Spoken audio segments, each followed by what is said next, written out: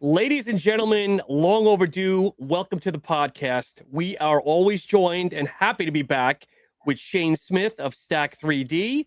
And today I'll give Robert a decent introduction, Mr. Robert Samborski of Apollon Nutrition, Anarchy Labs. Welcome, gents. It's been a long time. It's good to see you. To see you too. Now, you see, when you introduced me so nicely, I don't have it in me to be a dick to you now. It's just kind of like, it defies the purpose. I know I threw a curveball. Shane, did you go today? Go what?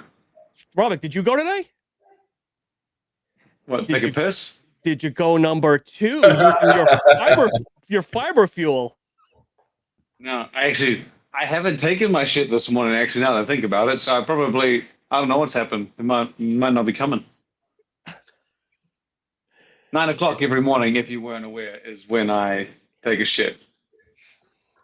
That's a nice introduction, and it's a nice start to the show. I just thought it was weird shit. Can you hear me all good, though? Because I remember last time Lucas complained, and he was like, dude, couldn't hear shit. And I was like, is it mine? As long as you can hear me, I don't really care. No, I can hear you fine. There is a bit of not an echo. There is definitely something. But to be honest with you, it's actually crystal clear. It's fine. Okay.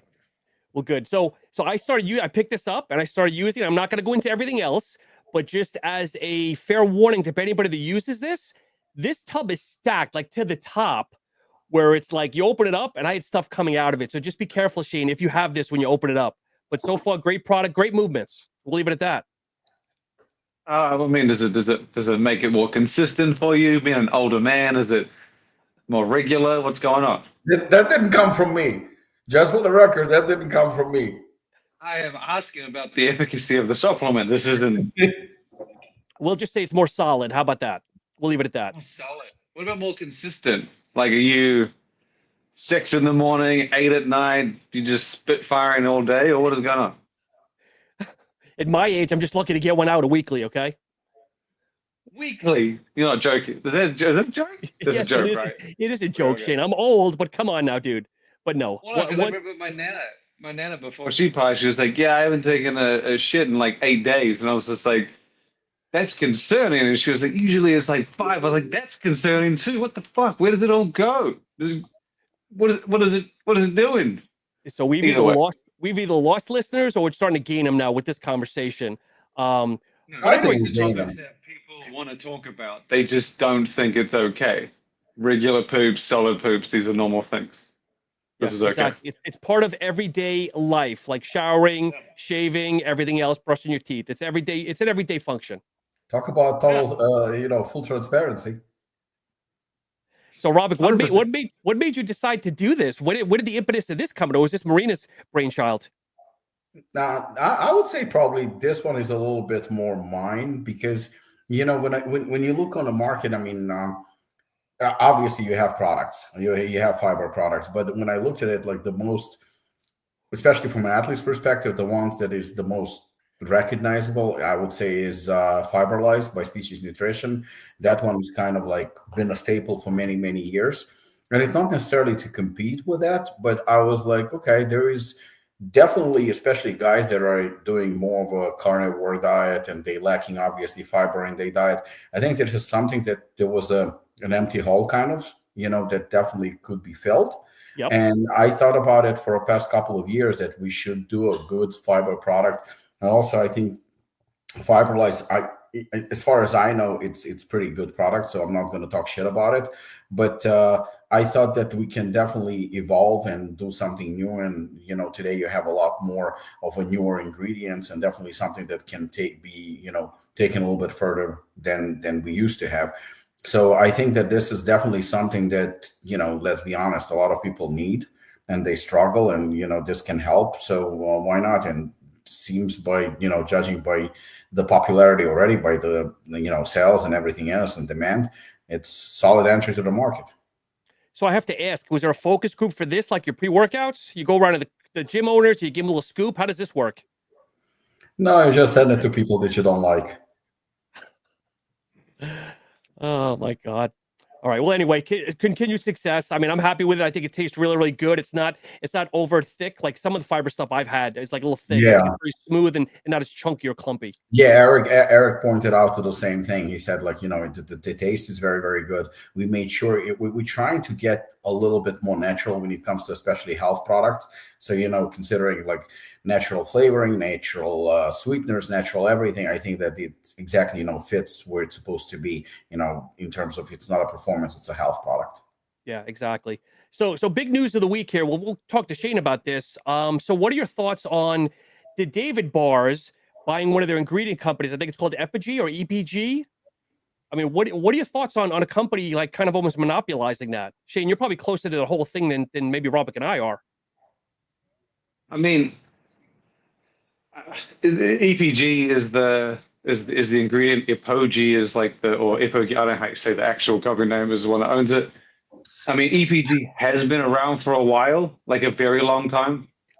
Like I don't know exactly how long, but it's definitely earlier than the 2019, 2018. So it's basically like I think it's like a plant-derived modified fat where it provides the moisture and whatever of fat, but it's much fewer calories. So it's sort of like a lower calorie fat, you could say. And a lot of companies have used it for a while. And to be honest, I don't think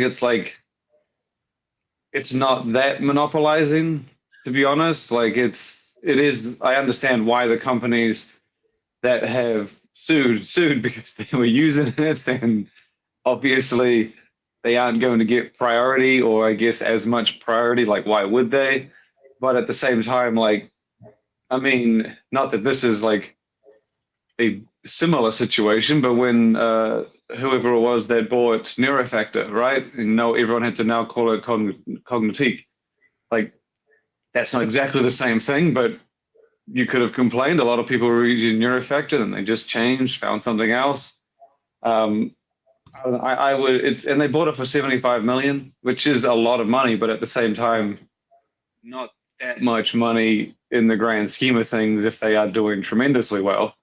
So I mean, smart move on David's part, like very smart move. And I mean, I would be more inclined to think it's not going to like go anywhere legally. Like it's not. I think it's. I mean, they might have to give them fair treatment, but I don't see, it leaving David's hands. But so I don't know. It's a smart move. That's it. And competition have to. Those guys.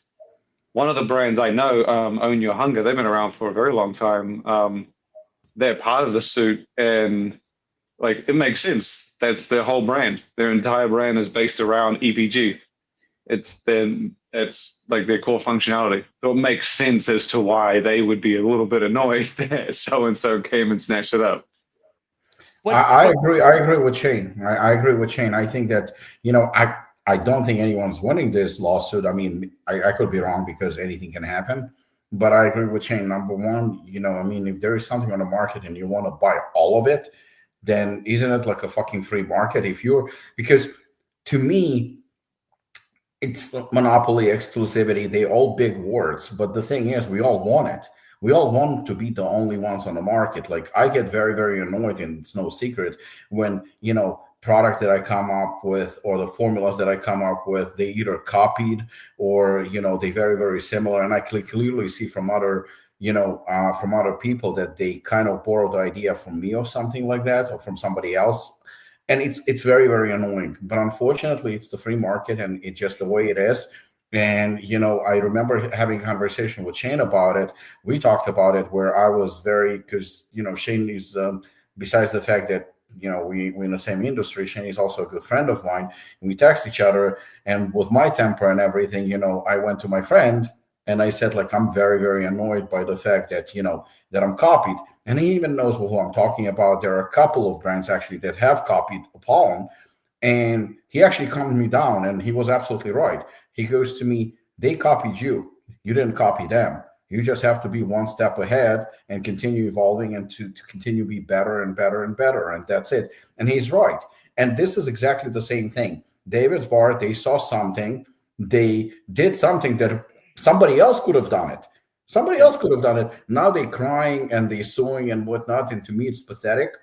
Honestly, I'm rooting for David's bar. I tried the bars. I wasn't that impressed. I'm still prefer Barebells.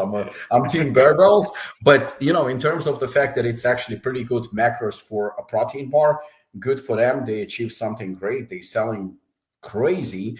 And the fact that they were the first, if you want to call it monopoly, call it monopoly. I mean, I don't give a shit.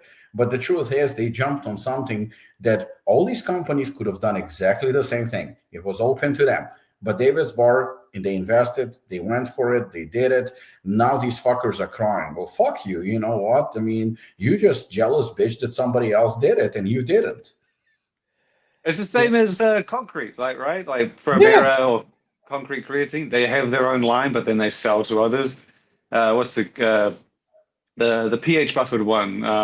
CreaFX, I can't remember. With the FX, Yeah, that's their ingredient, and they sell it to others. So that's likely to be what's just going to happen. They're just going to sell it to others, and of course, you're going to prioritize yourself. Of course, it just is what it is. Yeah, like you guys, I'm team Barebells too. So I was just actually chomping the first time. I haven't had David bars. I was literally just trying two of them now. The blueberry pie and the double fudge brownie wasn't bad. I mean, the blueberry pie wasn't bad. It's not great, but it's fine. It's okay. Yeah.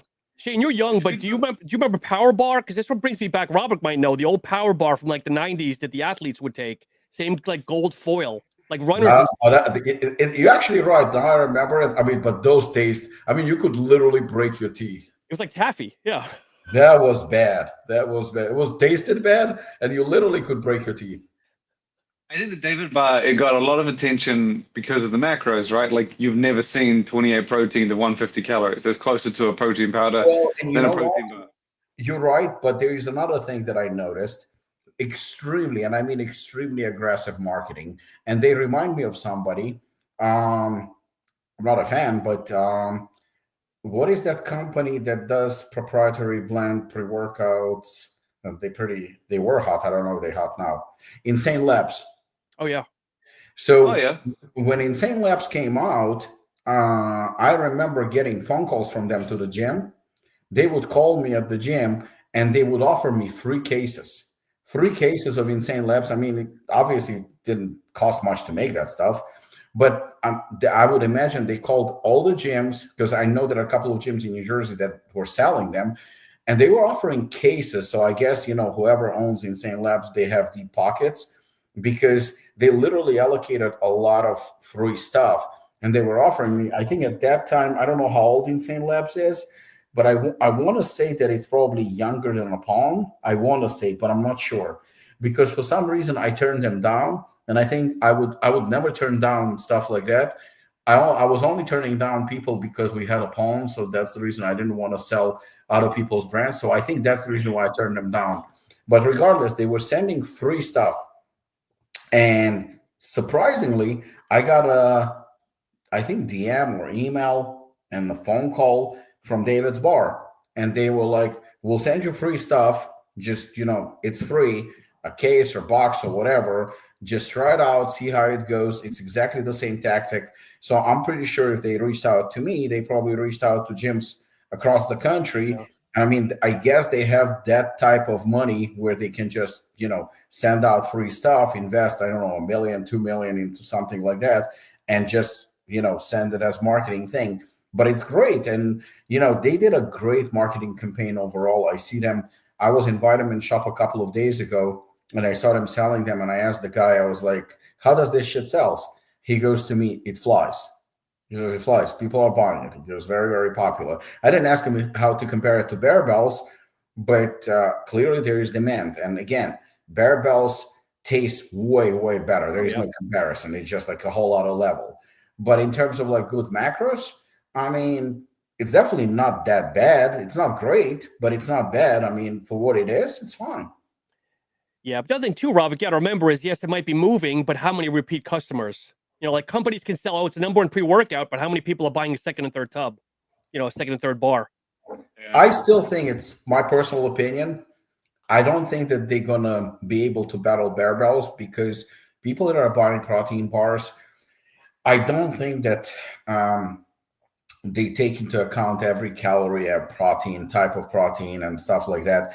And obviously, David's bar is probably cleaner than Barebells, but it just, for most people that buy, because let's face it, athletes, especially the ones who are prepping for shows, people who are dieting for specific events, they're not going to use those bars. Those bars are for average Joe mostly, or for somebody on a go as a meal replacement and stuff like that.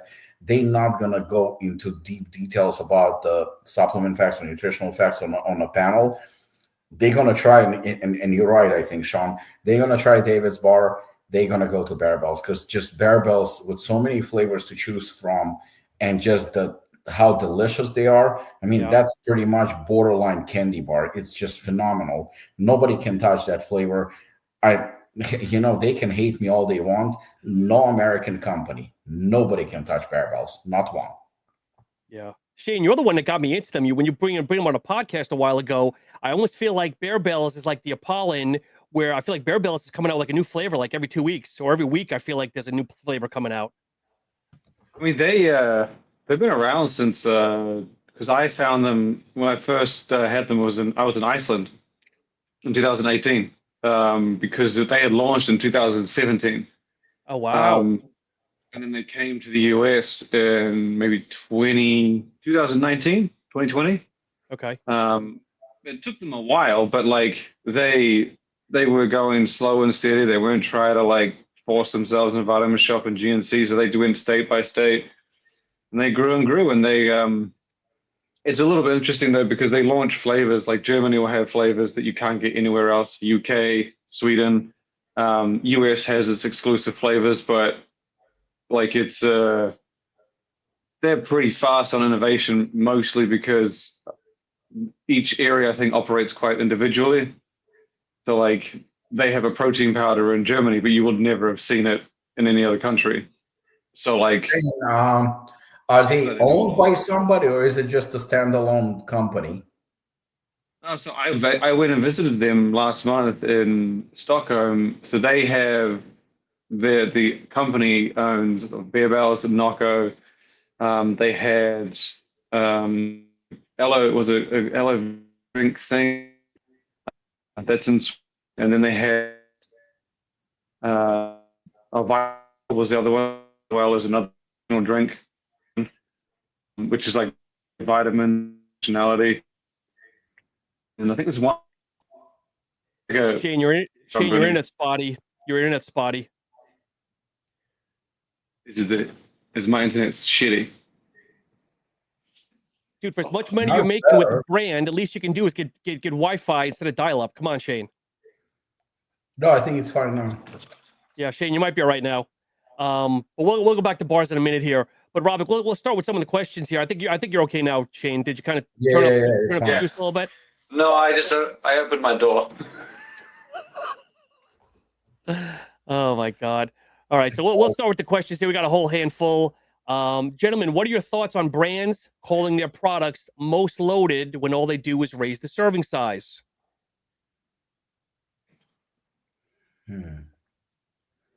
Depends, though, doesn't it? Like if there's nothing changed and they say bigger serving size, then like my pet peeve on that one though is when they say like I get 50% more, but they're referring to the serving size, and they've added like 2 grams of citrulline, right? And it's not 50% more in terms of active ingredients, but 50% more in serving size.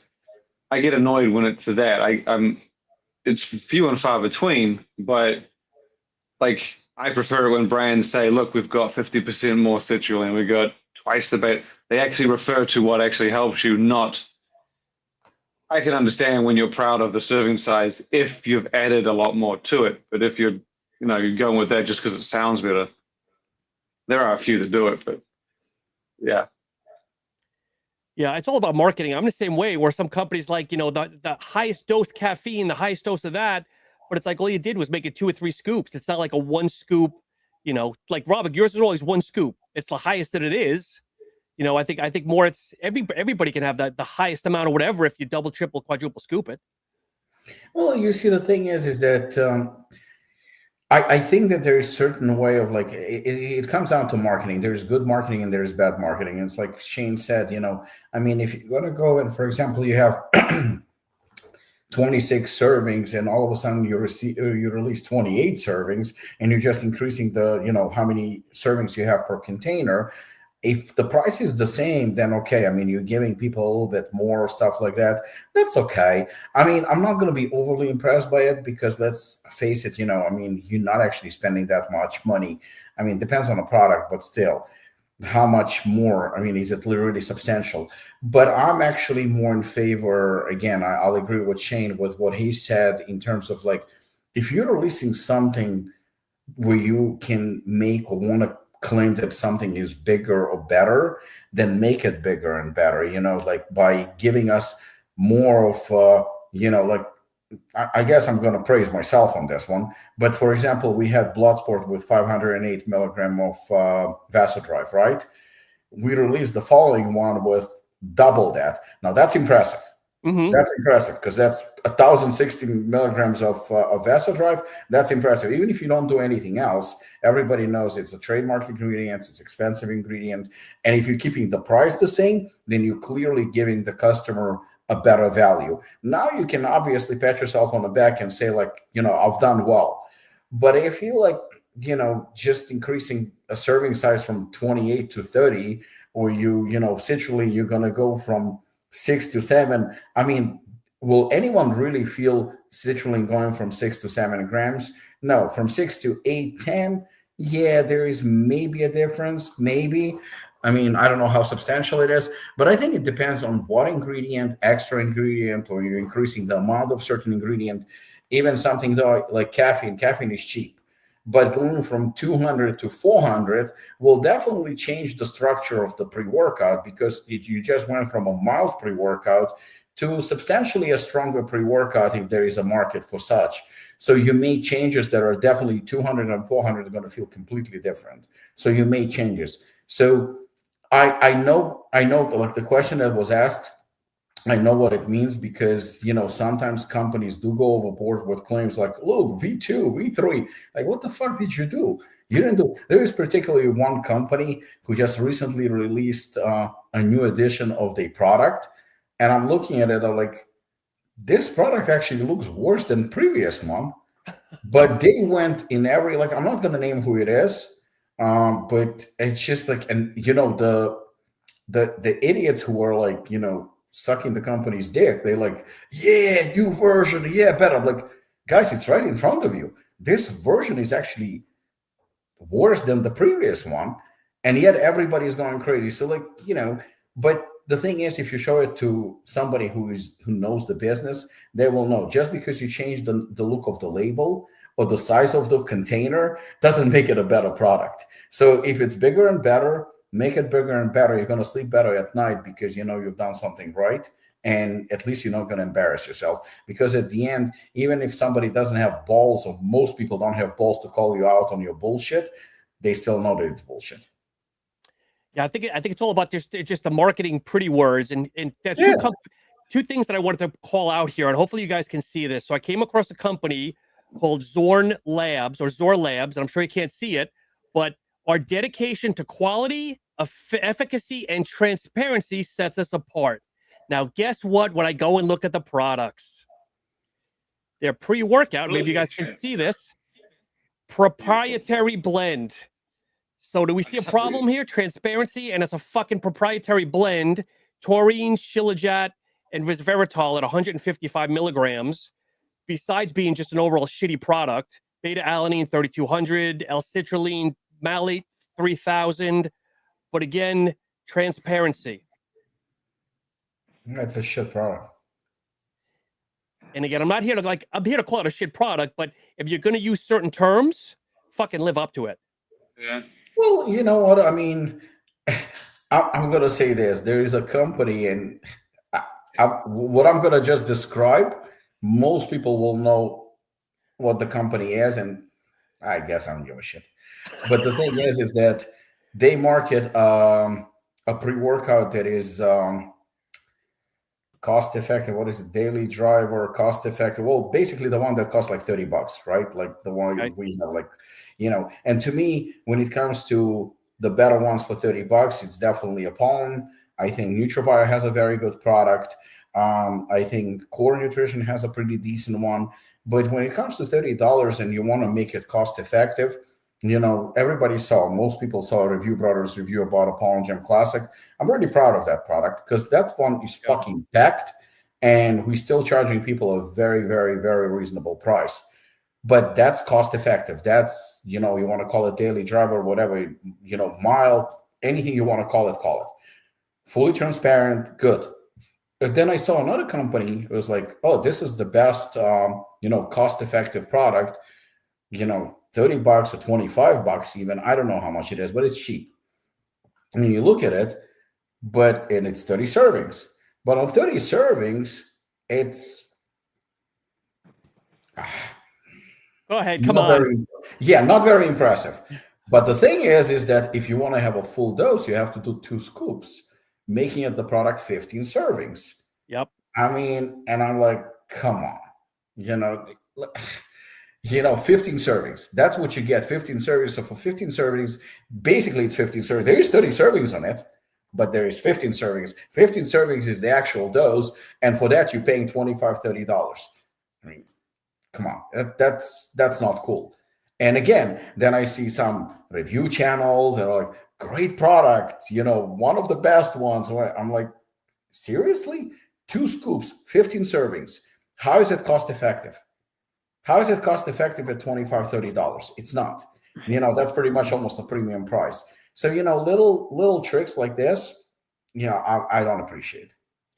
Here's one more, and we'll switch gears here, okay? And if you guys can see this. Because the one that you just posted, I'm sorry, if you do that one at 2 scoops, that's not that bad. Experience top tier supplements crafted with excellence. Fuel your goals with top qualities you can trust. Now you're ready to see the formula, guys? That's right. We've got dicreatine malate at 1,500 milligrams, beta alanine at 750, and of course a endurance matrix at the bottom here. How many servings? 30 servings. And what is the price? $35. Wait, this is more expensive than Apollon Gym Classic? Yes. Okay. No comment. But this is if you guys are familiar with Rocktomic, they're a fucking white label. That's all they do is sell the same shitty product, and they're selling it, and it kills me. But anyway, that's just me. But yeah, it's all about pretty marketing. And Robert, not because we're friends, I'm stroking your slung, but like, you don't use a lot of flashy buzzwords. It is what it is. It's just the thing is like, let's be honest. To me, yes, it's business. Yes, it's money. Yeah, but I think it's a reputation. I don't have a lot, but I have friends in the industry, and I also have customers. From retailers to people that buy direct from us, people that buy on Amazon. You claiming that you have a premium brand. You claiming that you're making an honest product. You claiming that you're making a fully transparent product. You're automatically triggering that customer that knows supplements, that customer that actually reads the labels, that customer that can compare labels. And that customer will see right through you. That customer is actually educated for most part and will understand. So the thing is like, I'm going to embarrass myself if I'm going to send Shane to reveal a product on Monday or Tuesday. I'm going to tell him, you know what, we're releasing something pretty cool, or something. And I've used this language, never been done before. Like, for example, pre-99. When I was reaching out to him, I was like, this has never been, to my knowledge, I wasn't even sure. But I still said to him, I think to my knowledge, something like that has never been done before. Because even though I can be perceived as aggressive, but I'm still honest. So I wasn't sure, like, I know Shane knows better than I do. Maybe somebody in fucking, I don't know, Iceland or Czech Republic released a 99 serving pre-workout. Maybe I'm not the first one. And maybe it's just as good, or maybe it's even better. I mean, anything is possible, so I don't know. So when I was reaching out to him, I was still did it in confident, proud, but slightly reserved way, where I said, like, to my knowledge, I think we are the first on the market. I'm very proud of it because this is like revolutionized everything. This is like something that's pretty cool, and the way it's dosed and even the way it's priced, I was like very proud of it. So the thing is that if I made all those claims, reaching out to Shane or reaching out to retailers or reaching out to the consumer and made all those claims, I mean, come on, it's just you'd be the first ones who would say like, you're full of shit. I don't want to give you that reason to say that I'm full of shit. I don't want to do that. That's far, far more important because we're building a relationship. There is friendship, there is reputation, everything is on the line. If I'm making a pre-workout that has 700 or 800 milligrams of caffeine, I'm going to release it with pride. Now it's going to be up to you whether you buy it or not, whether you use it or not, but it's an option. And I'm not going to go and say like, you know what, it's 800, but it's going to feel like 100. It's very actually mild. I'm not going to do that. I'm going to say like, this is going to fucking kick your ass.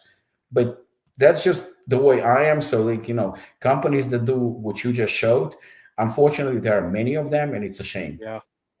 Robert, is Apollon now at the point, I don't know what your strategy is, but you call your stores, and say, listen, I'm dropping a new pre. Did I even say, let me see the ingredient panel? Or they're just like, great, send me a dozen or send me 3 dozen, whatever like the minimum orders are. I mean, for most part, the way we do, I mean, I don't do sales. So, I'll reach out to a couple of people that I'm friends with and I'll let them know that this is coming out. But to be honest with you, for most part, the products are revealed the same day and pretty much same time with Stack. That kind of like what worked for me, worked for us. And we have that relationship with Shane. Usually, if the product is announced by Monday, he knows about it.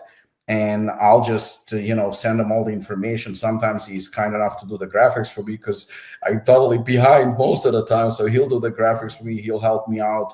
But, and then once it's revealed on Stacked, I mean, let's be honest, everybody reads it in the industry. They automatically reach out to us. I mean, that's pretty much a given. They reach out to us.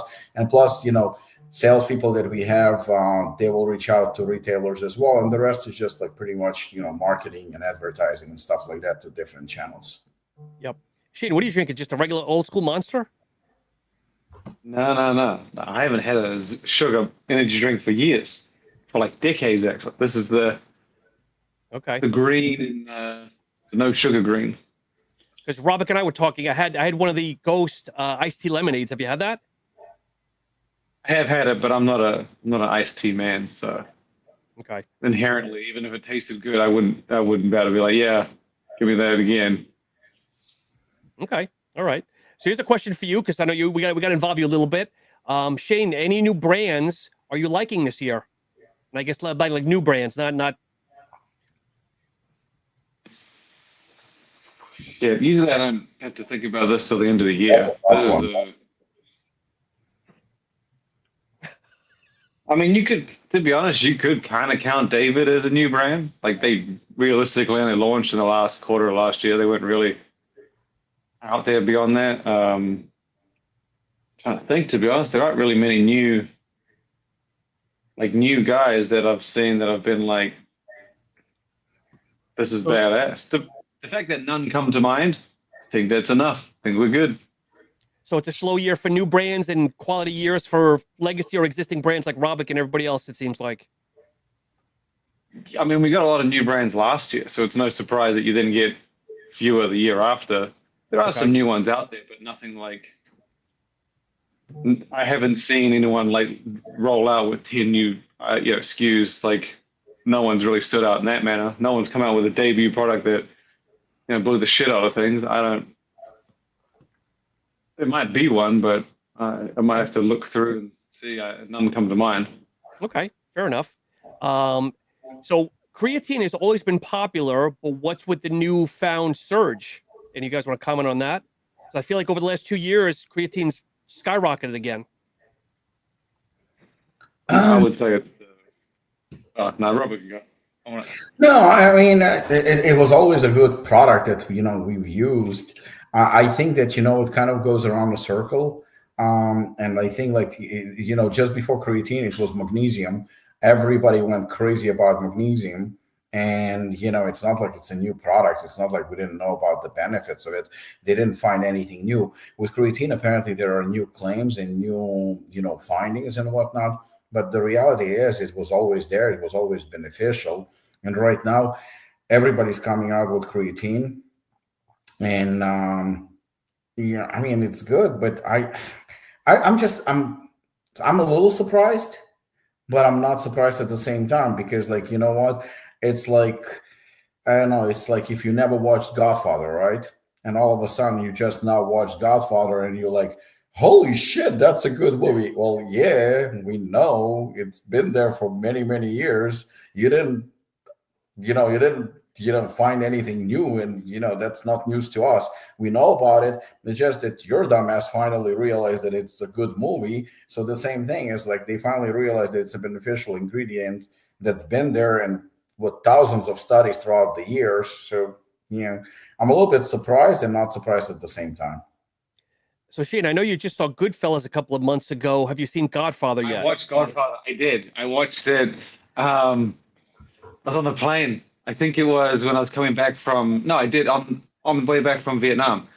I was like shit, and I wanted, and I was just rolling through classic films, and I was like 1, 2, 3, and I was like, I'm putting this on. I'm putting this on. My daughter was beside me. I was like, she fell asleep. I was like, I'm watching this.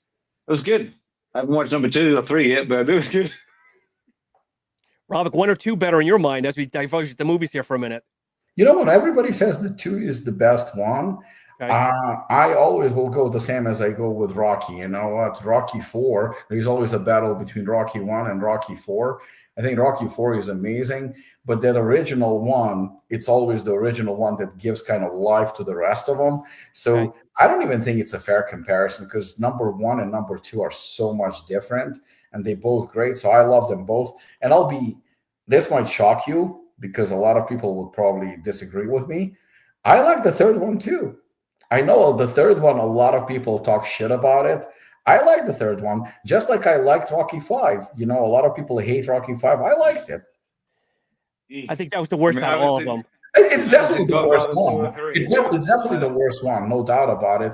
But I guess I like the character so much that no matter what he does, I think if you showed Rocky just sitting on a bench, I'll probably like that movie too. Forrest Gump style? Yeah, Forrest Gump style, yeah. But I think Godfather 2 is definitely. I'm actually very curious about what Shane's going to think about number 2, because number 2 is definitely more action, definitely more. I mean, even though it's so old, but it feels like the second one is more modern than the first one. It just feels that way.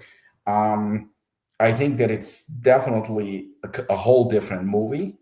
I think between 1 and 2, it's like literally, I won't compare the two. They're both great. Third one, obviously, is not as good as the first and second. I'll admit that. It's just like I like the character that Al Pacino plays.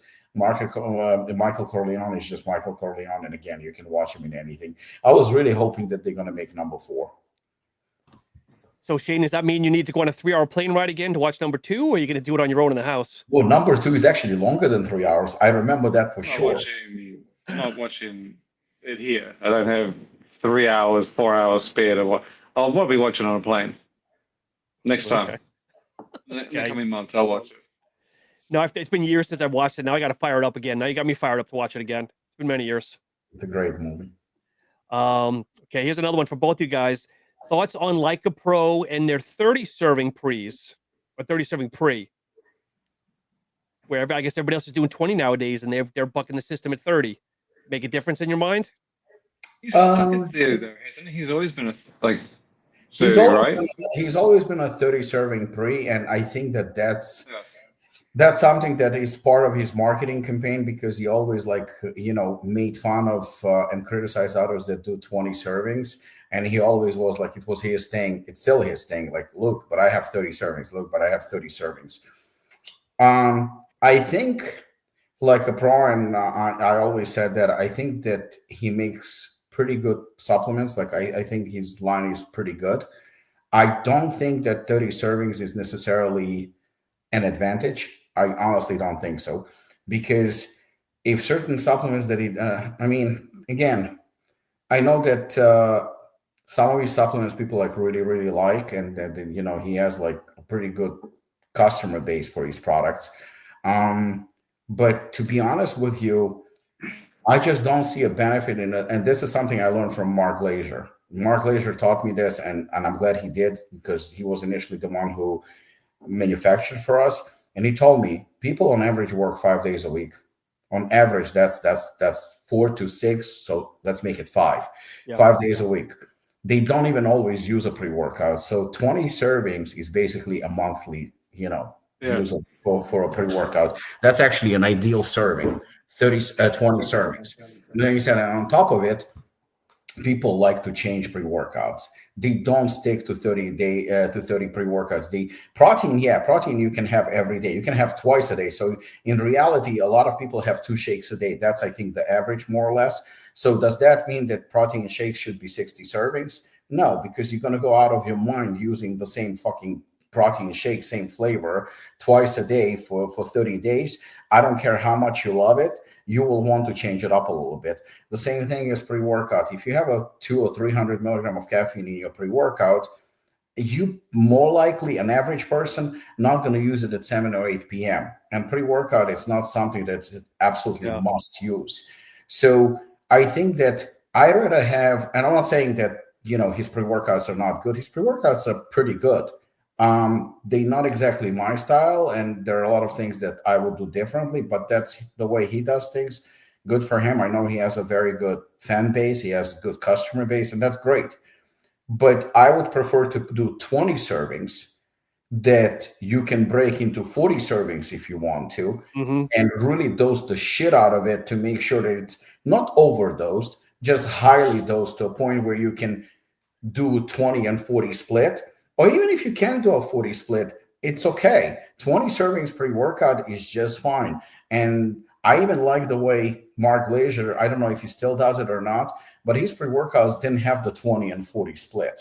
He just had 20 serving split, and I keep that 20 serving on all the stuff that I do on a limited edition, because you shouldn't be embarrassed that 20 servings is not enough. Yes, you should be embarrassed if your 20 servings are under those dog shit crap that cheap and you're charging people premium money. Yeah, you should be embarrassed. But if your pre-workout, is 20 servings clinically dosed, good ingredients, solid performance, gives exactly what it's supposed to do, then I think 20 servings is great. So bragging about the fact that you have 30 servings and, my competitor has 20 servings, I don't think that it does anything. I mean, I don't think it's impressive. I don't think it's even a good angle for marketing. I think quality over quantity in this case. And yes, if you have 20 servings, I think you're good to go. I mean, obviously, I'm a little biased, but I think that, most companies today that do good pre-workouts, that do 20 servings, at 30 servings, I don't care how good your pre-workout is. I don't give a shit how good your pre-workout is. You're still not going to make a fully premium product. Because a fully premium product, unless you're selling direct to consumer, you won't be able to sell wholesale. They're just not going to buy it. Because I know that if I did Hooligan at 30 servings, it would be impossible to sell wholesale. Just the price would be ridiculously high. Yep. Ridiculously high. 20 servings is still, when we tell some of the retailers that don't know Hooligan, and you tell them, well, this is 20 servings, and they go like, 20 servings and I'm paying that much? Well, I can get C4 and it's 30 servings, but it's different. That's the reason why we decided to do 30 servings with Apollon Gym Classic.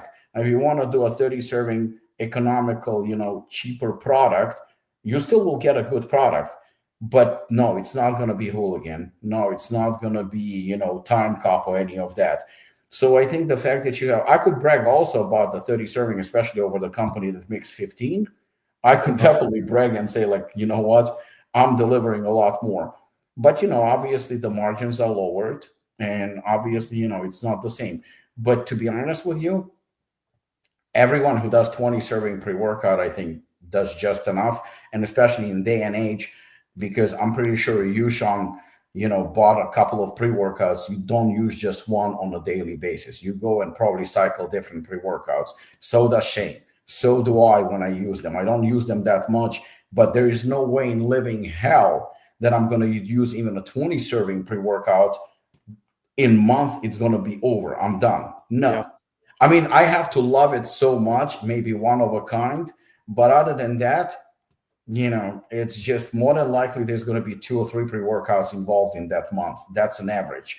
I mean, there is probably freaks out there who would use only one pre-workout and nothing else, and they would use it religiously and run out in a month.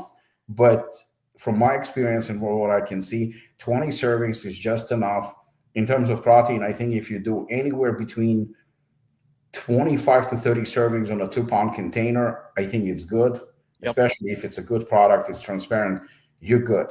If you want to do heavier, there's 5-pound containers. I mean, if you're absolutely obsessed with a certain flavor and you want to save a little bit of money, some people do 5-pound containers. For most part, it's 2. But the thing is that, to say that 30 servings and that's my marketing thing, I mean, not really. I don't think so. I feel 20 is today's generation. I feel 30 was like 10 years ago. So now it's like, do some of us want 30? Of course. But I realized that 90% of the time it's 20. And like you said, though, people are using multiple pre-workouts for different functions. Well, you know what? I'll tell you what, with today's prices and everything, I mean, just to be fully, transparent and honest, an average pre-workout, I'm not talking super premium. I'm not talking, cheap. I'm talking just average good pre-workout of 20 servings will cost you anywhere between, let's just say, probably depends on quantities as well as stuff like that, but it's going to cost you $12, $13 to maybe as high as $17, $18, maybe even $20. And that's on a 20 serving. And that's a volume too. That's a large volume. Yes, so keep in mind, if you're selling it to the stores, very, very few stores will buy a pre-workout for you that's going to cost more than $25. Yeah. Very, very few. And $25, that's going to be a goddamn good pre-workout, because if they buy it from you for $25, they want to sell it for $50. They want to make the 100%, profit. That's just the way it operates. So if you're making a $17 pre-workout, when it comes to shipping, when it comes to everything else, you're barely making $5 on a pre-workout. And again, I'm talking about a good pre-workout, 20 servings, not phenomenal, good. Yep. So if that good pre-workout at 20 servings is average $15, I mean, you add another 10 servings and now you cross $20 easily, and it's not even phenomenal. It's good. It's probably 7 out of 10 stars. That's what you're getting. So now you have a pre-workout at 30 servings that's costing you $22, $23, plus the cost of label, plus the cost of transportation and everything else. You literally pushing towards $25. Now, if your business is direct to consumer and you're not selling to anyone else, then yes, you're 100% fine. Yeah. But if you're selling to stores, there's no way you're going to make a phenomenal, I mean, I'm talking like first rate, great fucking product with like 4 or 5 grams of, 4 grams of, nitrates, and then 1 gram of Vasodrive or Sulflo-6 or whatever, nitrosogen, and load it up with other ingredients that are like, because each of those ingredients is $3, $4, $5. So now you have a $25 pre-workout. It's costing you $25. Again, selling direct to consumer, 100%. But from a business perspective, you just sold a 30 serving pre-workout.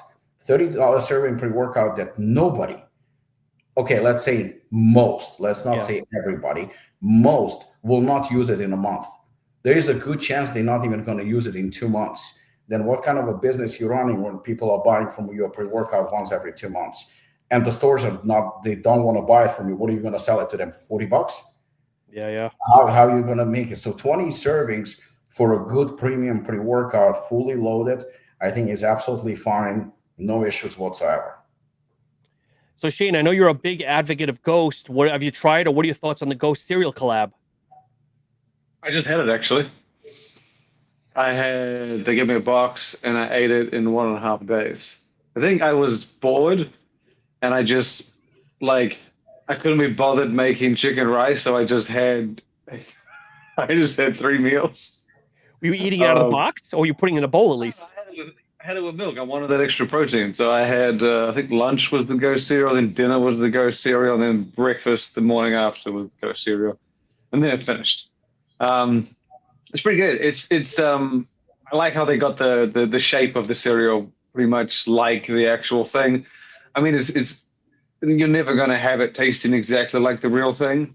And part of collabs is to have the branding, have the feel, have some sort of nostalgia. And then getting it close, and I think they did a good enough job to get it pretty close. Like as far as cereals go, it's very hard to deliver like a puff rather than a crunch like they've got in this, and then having that cinnamon hit without, I guess, too much spice or flavor. But I mean, I think they did a good job, as good as the other ones.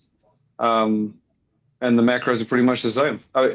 Part of it is just them partnering together is a huge deal.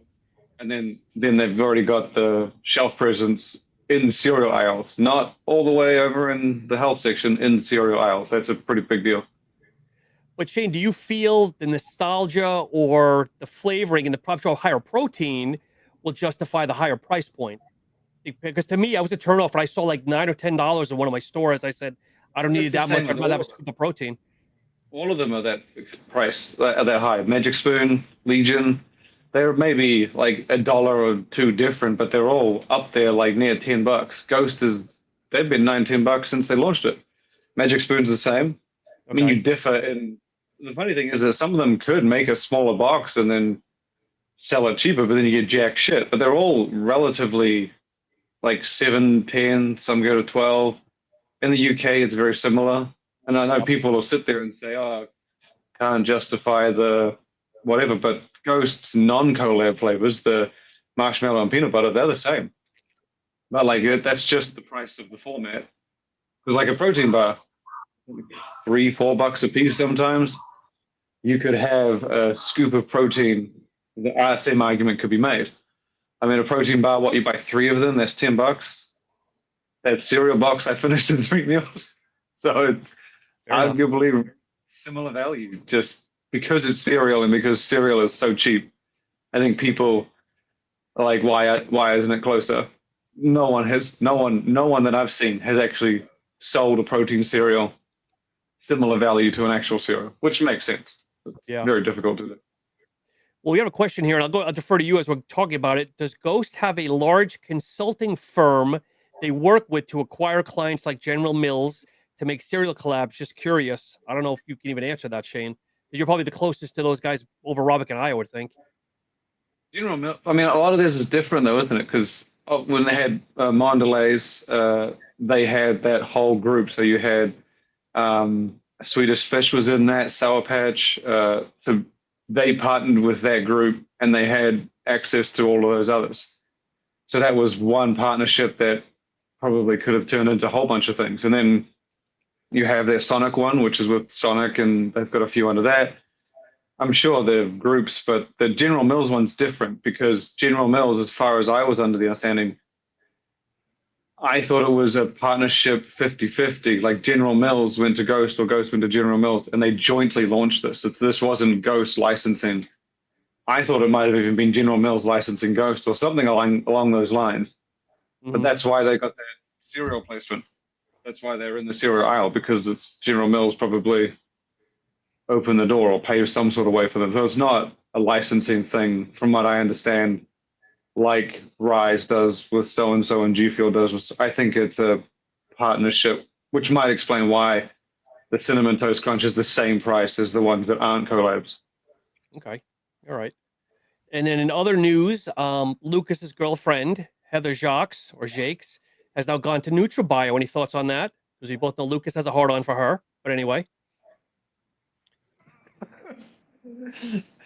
I can't tell if this is a joke right now because I don't ever remember this coming up. I think maybe I've forgotten the joke. I can't remember. So I don't know, Robert. I'm just gonna say that took me by surprise. Yeah, see, I don't know. Maybe I missed it. Maybe Sean had it. I don't know. We'll talk about it after. Yeah, that took me. All I'll say is just that took me by surprise. So maybe Mark doesn't know what he's getting into, and we'll leave it at that. I don't know. I mean, everyone gets to prove their own. I guess we'll see what she comes out with. I don't know who the formula. I really want to say something, but I'm literally biting my tongue right now. I'm going to be quiet. I'm going to behave. What are you going to say? Who she's going to copy next? What are you going to say? That's pretty close. That's pretty close. No, I mean, I don't know. I'm just like I said. I'm very, very surprised by that move. Okay. All right. All right. As you close the door on that. When Sorry. they launch a product, we can judge. Who knows? It might have been someone that collaborated at the previous brand. This might be a different approach. I thought Nutribay Mark did a lot of the formulation and some of the marketing team, I imagine. So it'd be more joint collaboration this time, I guess. We'll see. Okay. All right. This is an interesting Robert that someone sent in to me. It says, Robert, you talked about living in Africa. Was this as a child or adult, and how did you like it? Oh, that's interesting.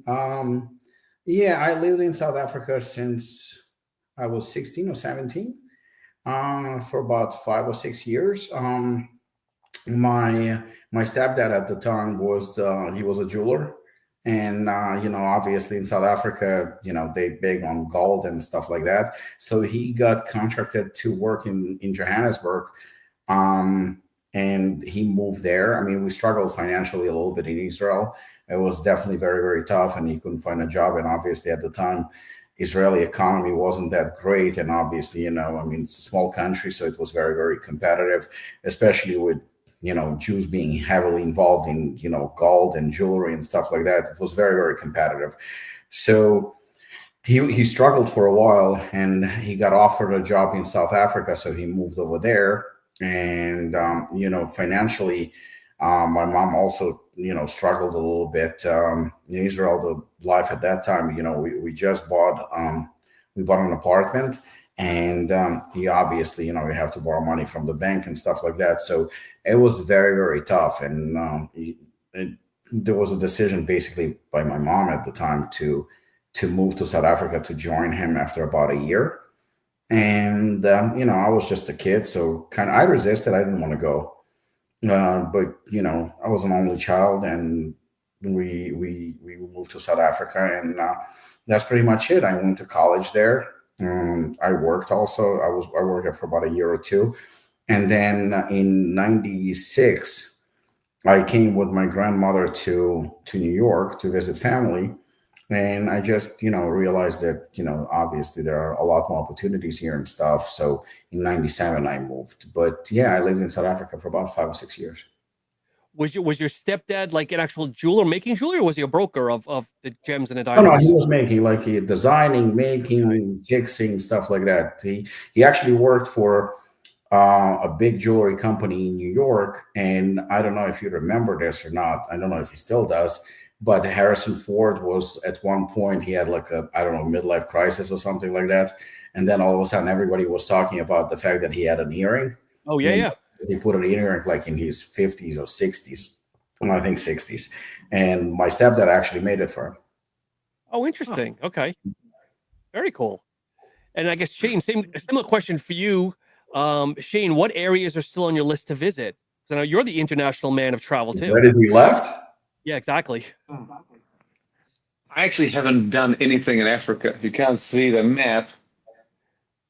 Just, I don't know, I haven't been to that. I've been to Egypt, but that's arguably in and not in. That's, not yeah, really that's considered. Morocco and Egypt are very questionable. Yeah, I feel like but that's the extent. Actually, in 12 weeks, maybe 13 weeks, we're going to Qatar, Bahrain, and then Nepal. Jeez. And we're doing a plane tour around Mount Everest. Your daughter's passport is bigger than most people have, like, in their lifetime. Because at school asked her, she's like, how many places has she been to? And because they would say, like, oh, I'm going to Disneyland for Christmas. And she's like, oh, I've been there too. And then I think she didn't think much of it. But then she noticed, she came home, she's like, people ask me how many places I've been to. And we're like, I don't know, maybe 35 countries, give or take. And she was like, yeah. But it didn't phase her. Yeah, yeah. And like when she was last holidays, when we went to Vietnam and Japan, people were like, oh, where are you going? She's like, yeah, I'm going to Vietnam, I'm going to Tokyo and stuff. And I guess that a lot of people don't expect you to go to these random places like during your school holidays or sometimes during school. But she says it candidly, and I didn't think much of it until, I guess, people are like, man, you got all these strange places. Like, nah, we're just running out of places. And I asked my daughter, I was like, last year when we went to, no, last year, maybe a year before we went to China, I said, do you want to go to Shanghai and go to Disneyland? Or do you want to go to Beijing and see the Great Wall of China? And she said, well, I've already been to 2 Disneylands, so I don't need to see another one of those. Let's just go to the Great Wall. And I was like, huh, okay, that's strange, but sure, let's do it. So we went to the Great Wall. But she didn't, she's like that now. If we say to her, like, do you want to go to whatever, be like, I've been there, I want to see something different. So, and I like seeing different things too. So hence Qatar, Bahrain, and Nepal. I could just see people. Have you been to Disney World? Yeah, which one? Which country you want? Which country have you been to or haven't been to? The only one she hasn't done is the one in China, in Shanghai. And there's apparently one in France. Must be nice. But then again, I know, Robert, you've been on a traveling mission a lot too this year. I feel like you've traveled more than less this year than I've seen over the years I've known you. Yeah, this year has been definitely exciting. I mean, Kazakhstan was definitely super, super exciting because that was, a place that I've never been to, obviously. Very interesting country, beautiful. Let's see. Okay, That so that one's just on my list. That group, Kazakhstan, Uzbekistan. Yeah, it's very nice. Very, very nice. Definitely worth it. I mean, the beautiful thing is about the city of Almaty is like it still freaks me out. Like you're in the middle of a city, like you're driving throughout the city there, and it's because I was there recently, so it was pretty hot, like very, very hot. I would say humid and hot. So you're driving throughout the city. There is like big buildings and typical bigger city, and you surrounded very, very close by mountains with snow. They're right in front of you, like really right in front of you, and it's like very freaky. So it's not like Switzerland where it's like it's very, very far and you can barely see it. This is right in front of you. It's like you feel like the mountains are actually in the city because you're surrounded by them. So you're fucking hot as fuck. And everywhere you look, shit, there's snow right here. Jeez. Oh, man. Our good friend Jim Gray here is asking any hints on your DMHA teaser, Robic. I feel like every time we do a podcast, it's when you drop a DMHA, and I don't know if it's going to come to fruition or you keep teasing people here.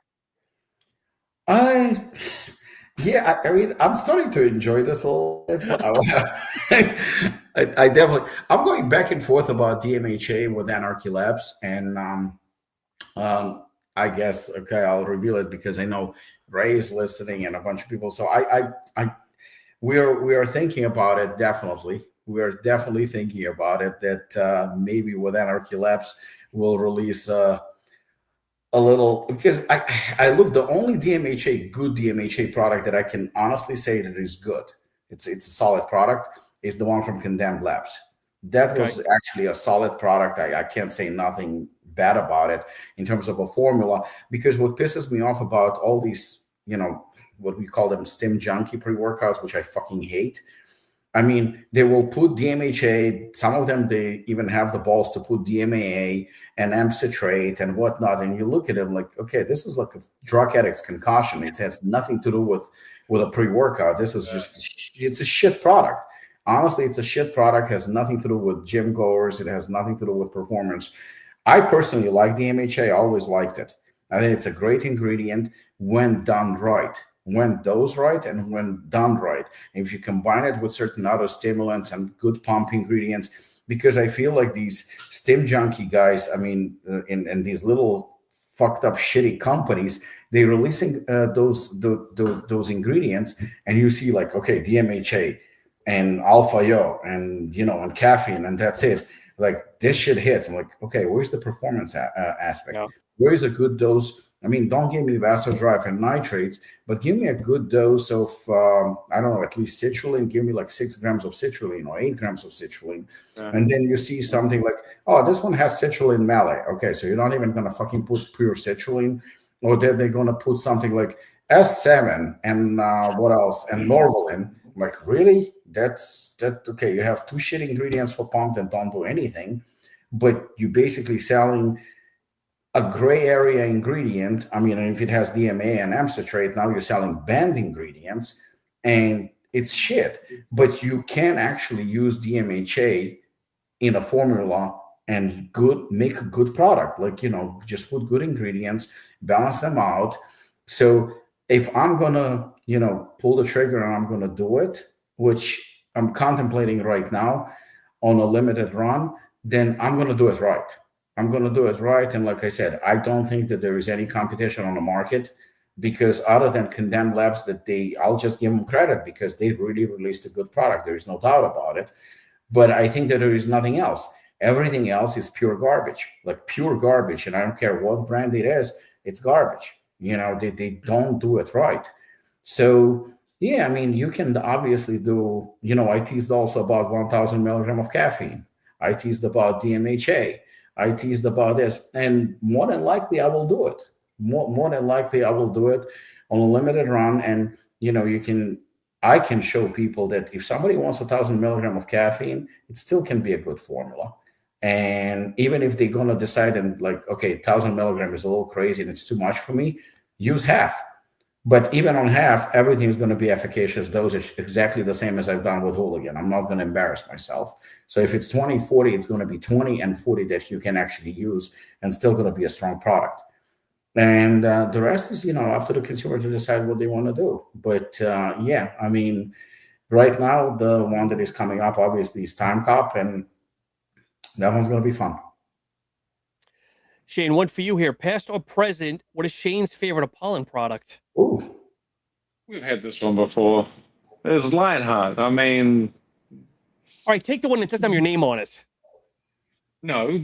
It was he's actually honest. He's honest. He always liked Lionheart the most. You know what Robert said earlier? He said, traditionally, you wouldn't use the same pre-workout the entire month, right? Entire 20 servings, 4 weeks. And traditionally I wouldn't. Like I would usually go, maybe I would, if I have a really good pre-workout, and Robert might remember this, and if I have a really good pre-workout, I will try and save it, or I'll try and find, I'll order 5 more. And Lionheart was one of those occasions where I was able to order a whole bunch more, and I got a whole bunch more. Robert sent me like 3, and I ran them straight for 3 months. I didn't use anything else. And I shit you not. The only time it changed was because Lionheart's balance is more lower, moderate caffeine. I would mix it with an energy drink. When I felt like a little bit crazy. I use that straight. There are a few where I would use 2-3 months straight. I wouldn't touch anything else, just purely because I'm like, okay, I'm not going to run out. Lo and behold, it's not around anymore, and I have run out, but still. So actually, speaking of Lionheart, it's everything that's, and this is the reason why we became such good friends. It's because even though our delivery at times is slightly different, but in terms of honesty and transparency, we're always on the same page. And he's definitely, 100% not lying. He always favored Lionheart. Even before the collaboration, he always said that that's his type of product. And if people want teasers and they want, a little bit to reveal stuff, I'll reveal this. Lionheart 2 is in the making. I mean, it's in the process. It's definitely coming out this year, before the end of the year, of course. And this is a true story. You know what? There's only one part. Typically, when it comes to formulations, I pretty much do, unless it's health, obviously with Marina. But other than that, like most of the formulas, I'll do myself. There's only one person that I typically can talk to and pick his brain a little bit, and that's Robert Shinetsky. Lately, also, I've been sometimes talking a little bit with Sammy Stahl. So he would, we would, discuss certain ingredients. But Lionheart is the only one, I can assure you, that Robert Shinetsky and nobody knows the formula or anything like that. That was actually going back a few months ago, where I called Shane, and he will confirm this. And I actually formulated it with him on the phone, where I actually was running it by him and sending him what do you think? What do you think? What do you think? So he's the only one. I don't know if he remembers this, but I was actually going back and forth like, okay, so this is going to be Lionheart, and we remove certain ingredients and stuff like that. But he was on the phone with me at the time, and I sent him a screenshot. I'm like, this is going to be it. And he goes to me, I like it. I'm like, that's the confirmation that I want.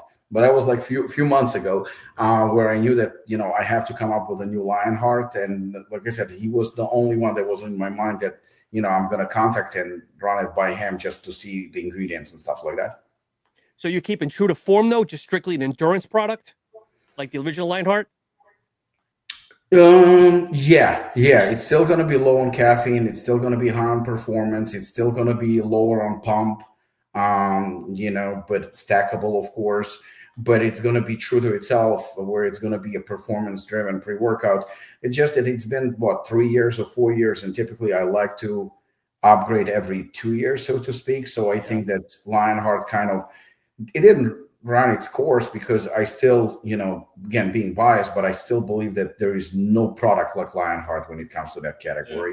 Yeah. It just doesn't exist. No product comes close. Lionheart is still, even if I want to keep that formula for 10 years, unless somebody copies me or somebody comes with, exactly the same, but just like maybe a little bit of extra, there is no product like Lionheart. Lionheart is in a completely different league. So I kept it exactly pretty much the same theme. Everything is exactly the same. It just, there's, I think, 1 or 2 ingredients that came on the market that I think that can definitely add a little bit. So it's a slight upgrade, but it's definitely an upgrade. I know boy Yari's going to be excited for that.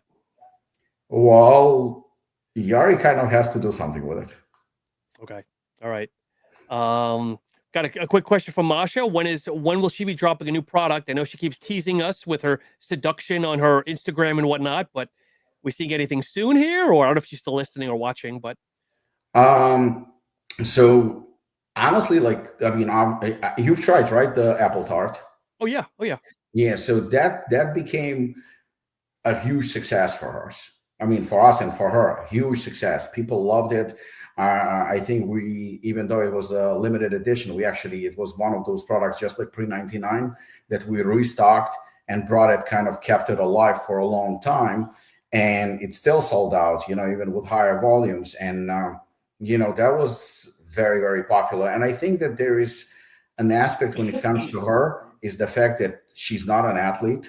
Yep. And, this is just, I want to say an average Joe, but this is a mom. This is somebody who got into better shape, and obviously loves what she does. She loves supplements. She loves working in the supplement industry. She loves flavoring, and she likes to cook and bake.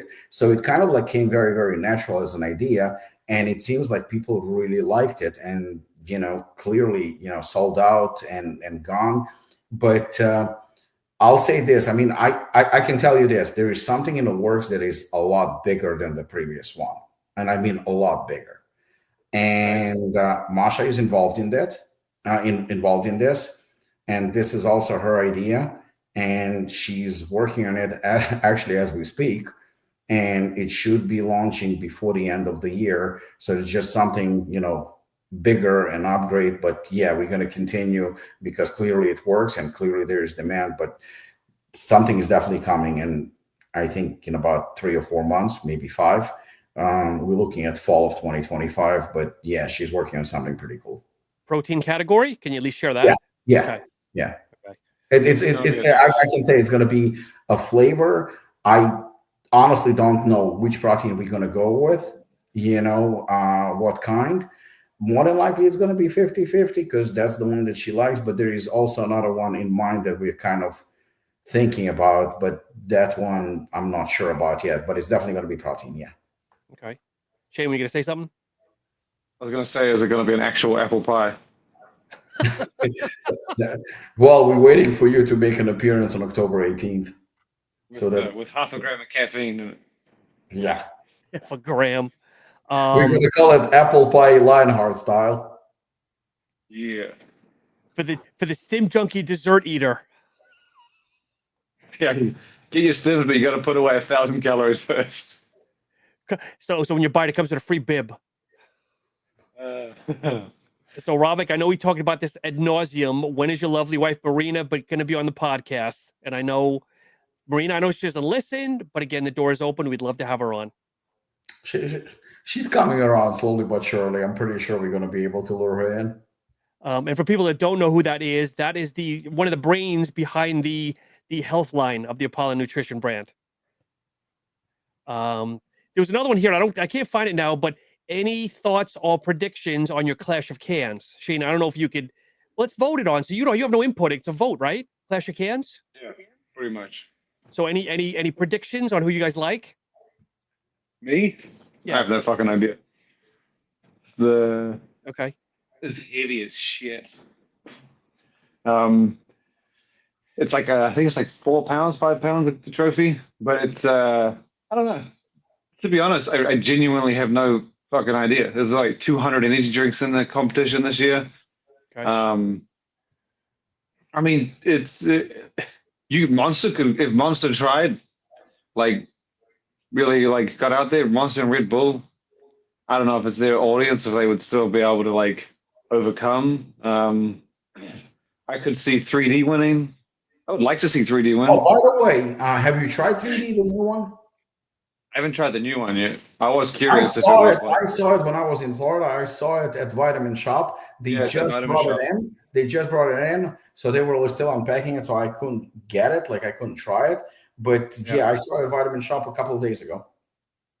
Yeah, I mean, it's up for grabs. Like I don't think we've had like 2 back-to-back winners, but like no one's really taken it guaranteed. Like it's I don't know. If I won, I would vote for 3D or Monster Ultra. Usually those get my votes when I vote, but that's Monster Ultra sometimes doesn't even make it out of the first round. Usually it's a sports nutrition thing, so like a lot of supplement guys vote. Ghost will probably inevitably get in there.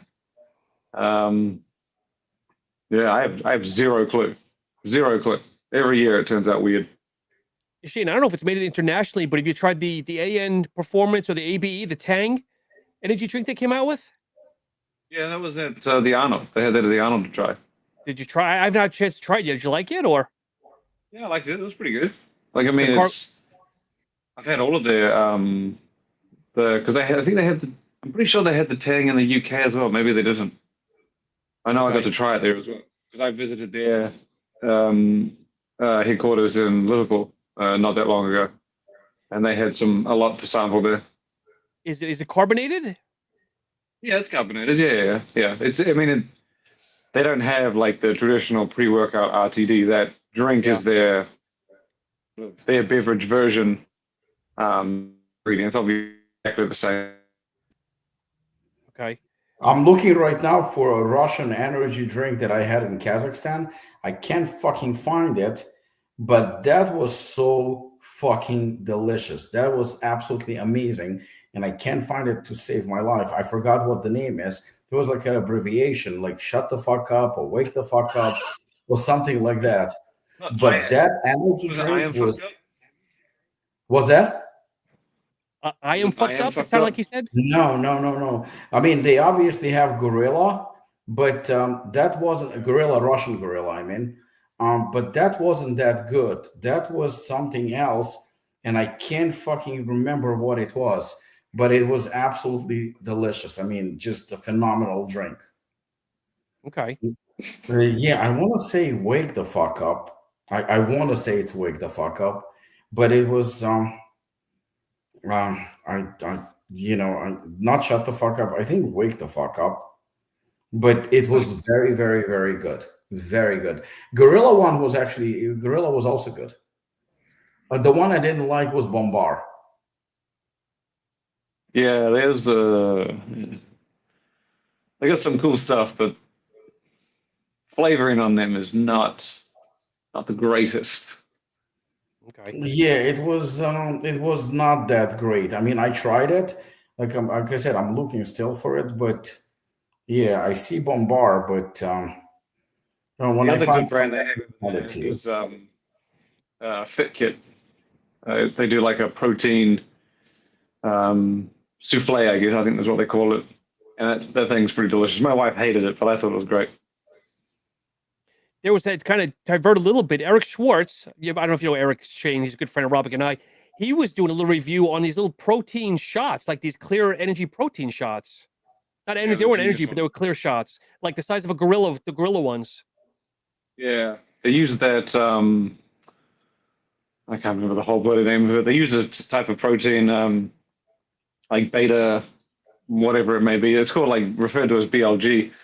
It's Okay. been in Europe for like 2 years. They've done them for a while. But if I'm not mistaken, the company that makes that protein, A wake up.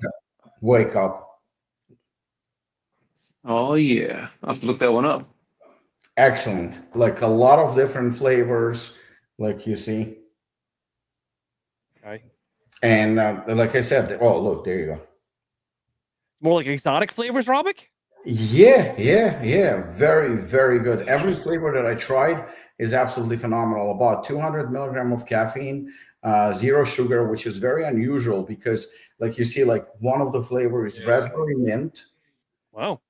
berry mix, watermelon energy, and like I said, they have shitload of them. There's a lot of them, and they put pretty much, because typically I'm very skeptical when it comes to Russian products, but especially these, very, very skeptical. But these are absolutely every flavor that I tried, except I think they had one champagne that was a little iffy.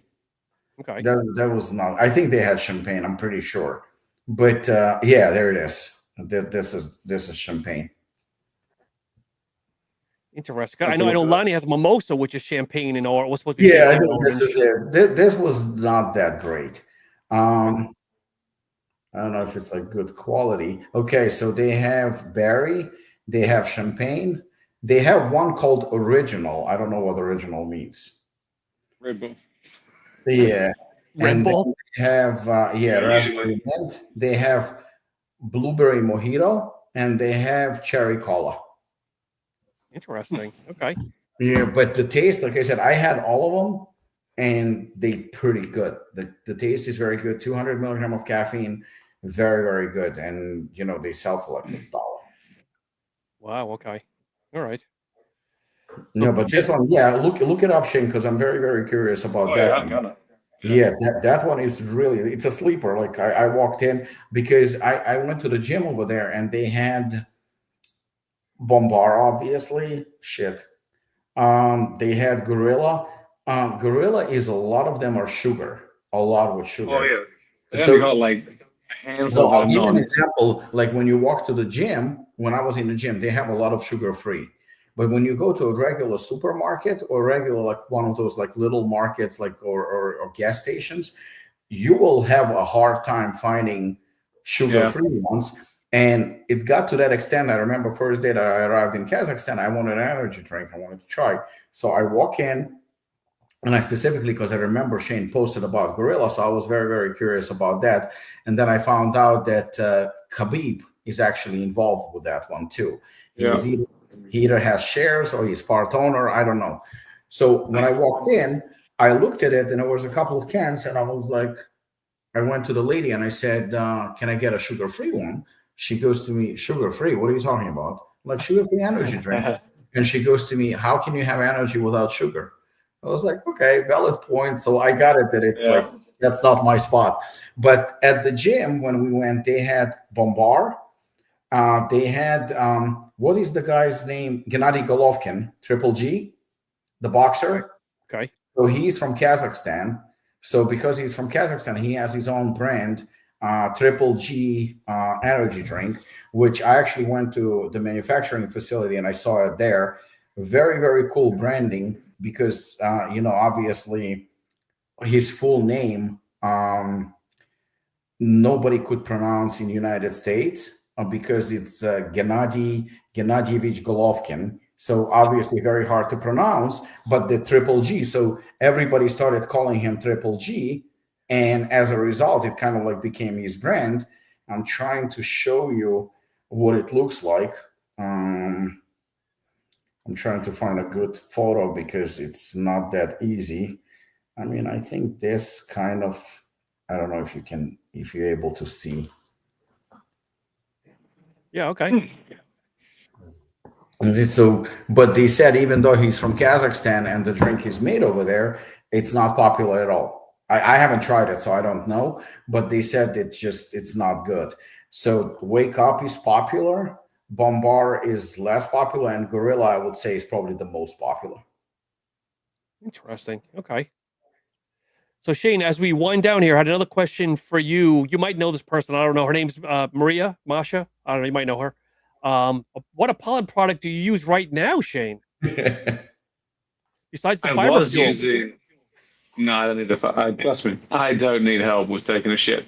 I am pretty good. I was using the sleep product. Fatty or the other one? Oh, from that still on, probably. Yes. Yeah.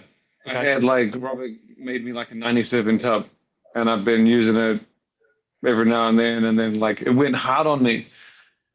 The product. It just went solid, and I was trying to mix it up, and at the bottom. I think I must have dropped some water in there or something. I don't know what happened. I lost 10 servings. It was a sad day, but I think right now I've got a bunch of random pre-workouts that I'm trying for people. Nothing too spectacular. All right. And Ravik, one last one. We'll end out here. When will Desperado be reformulated? I'm enjoying it as it is. Don't change it yet. We actually did slightly, and I mean very, very slightly reformulated it, very slightly. But I don't know if we're gonna do it this year or next year. But it's definitely, I mean, it's been only a year, so it's good as is, and it's a good solid product.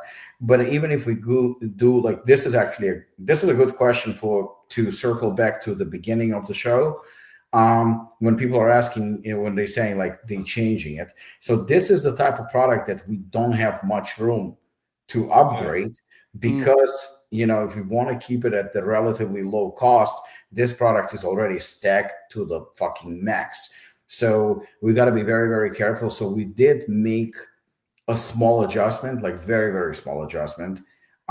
There was a reason for it that I'll say it off the record, but there was a reason for it. Nothing wrong with the product. The product is phenomenal. But I mean, we're looking maybe towards the end of the year or maybe sometimes next year to possibly reformulate it. But as is, I think both we maxed out when it comes to the price point, when it comes to Desperado and Apollon Gym Classic. I think this is as good as you can possibly get because, in my opinion, other than Apollon Gym Classic, Nutribay is amazing product, amazing. And I think we just slightly, we give a little bit more than them, and maybe we have a slight advantage. But I think we are just like Nutribay, we maxed out when it comes to a $30 pre-workout, and the same thing goes with Desperado when it comes to, I believe we're selling it for $45, I think. Okay. So when it comes to, we have a 30, 45, and 60. So you have obviously $29.95 for Apollon Gym Classic, $44.95 for Desperado, and then $59.95 for Hooligan. And I think that they correspond with the price. I mean, you're getting exactly what you pay for, but the main point was to get as much as possible to max it out. Why don't you just do what a lot of other companies do? Just add 2 milligrams of each ingredient. It's all new reformulation. Yeah, pretty much. Or do 15-30. There you go. Ravik, anything dropping this Friday you want to share with or upcoming? In the next 2 weeks, I'm actually in the next 2-3 weeks, I will reveal it. It's no problem. Definitely stay tuned to Stacked. Reveal it. You don't Stacked. Good job. Yeah.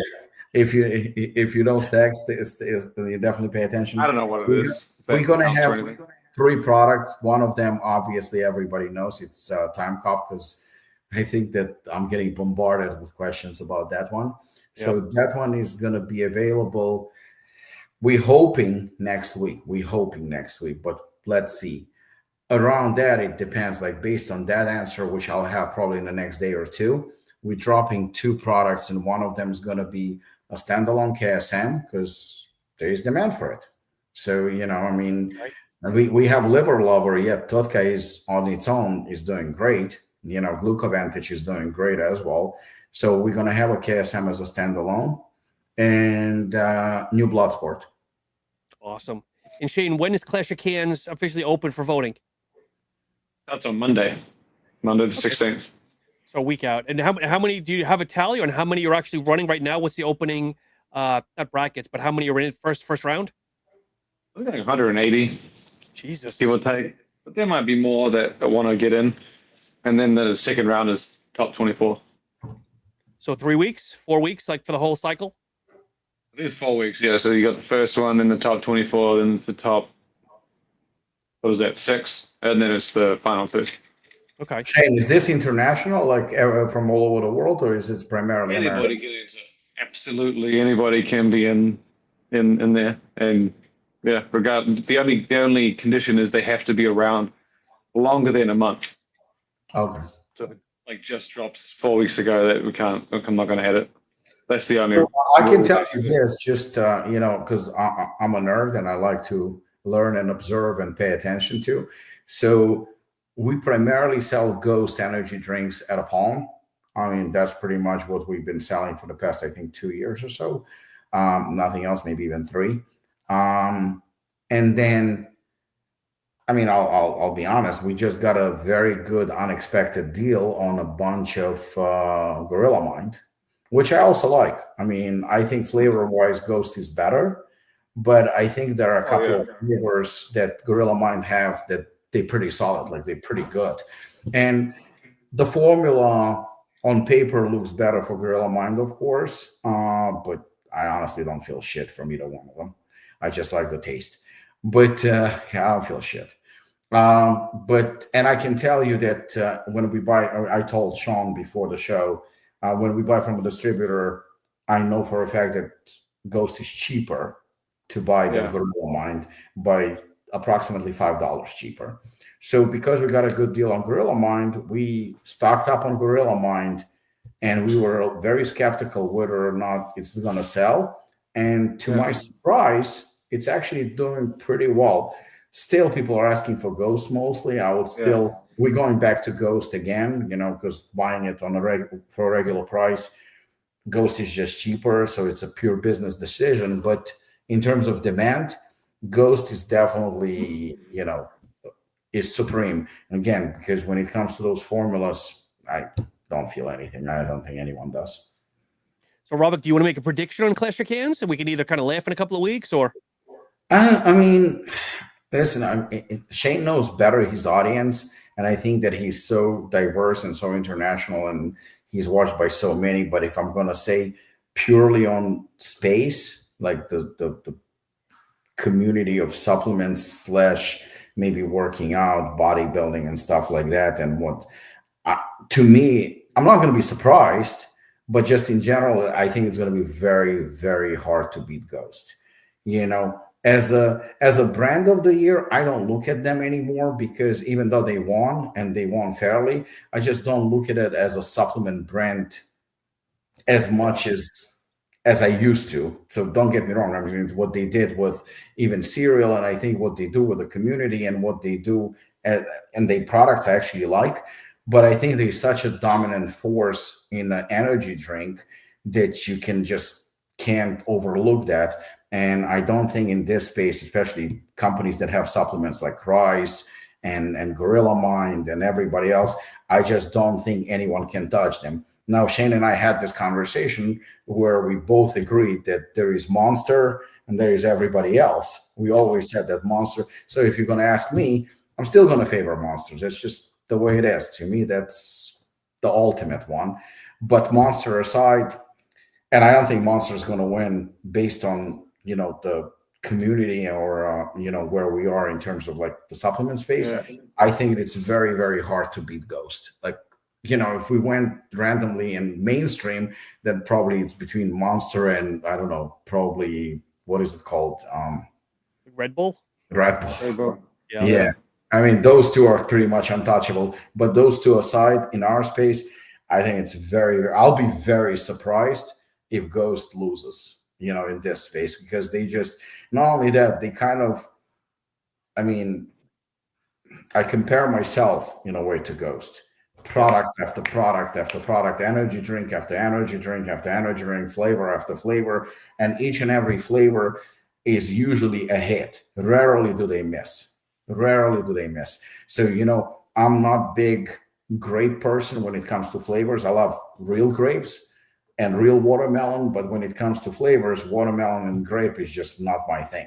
Yeah. But god damn, that Walsh grape is just, it's phenomenal. I mean, whether you like it or not, that's fucking Walsh grape. That's just, anyone who will argue is a fucking moron. That's just right on the money. And again, I'm not a big grape person. It's just not my thing.